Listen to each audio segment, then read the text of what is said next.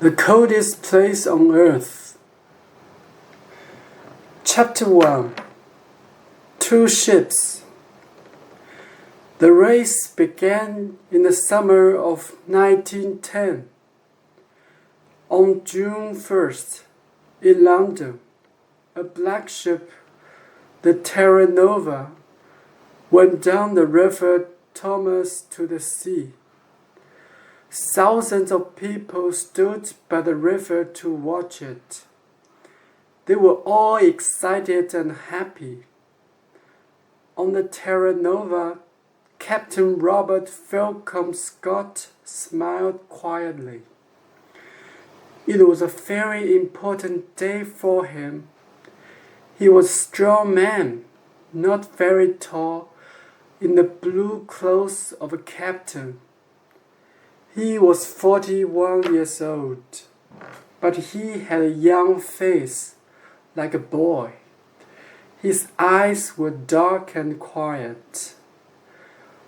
One man on the ship, Titus Oates, smiled at Scott.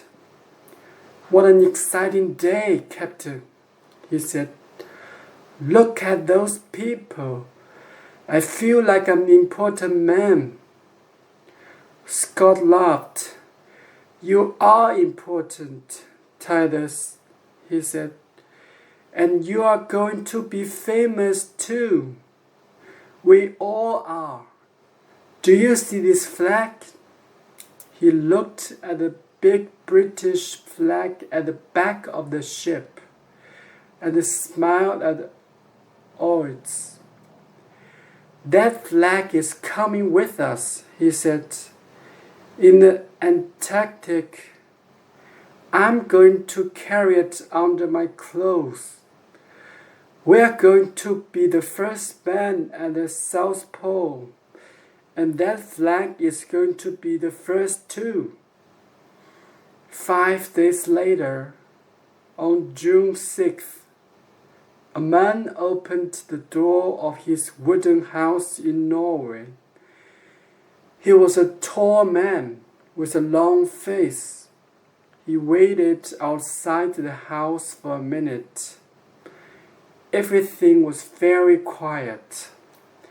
He could see no houses, only mountains, trees, and water.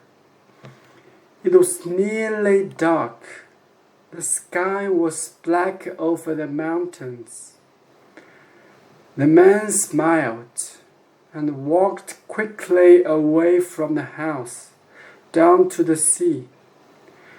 In the water, a big wooden ship waited for him. The man got onto the ship and talked and laughed quietly with his friends. The ship's name was Farm, and the man was Roald Amundsen. The Fram was the most beautiful ship on earth. Amundsen thought his friends were the best skier on earth too. One of them, Olaf Bjaaland, smiled at him. "North Pole, here we come, Captain," he said. "Yes," Amundsen said. His friends could not see his face in the dark. "Fram is going to the Arctic." Everyone on the Fram was ready to go to the North Pole, to the Arctic. Amundsen wanted to go there too, but first he wanted to go south. His friends didn't know that.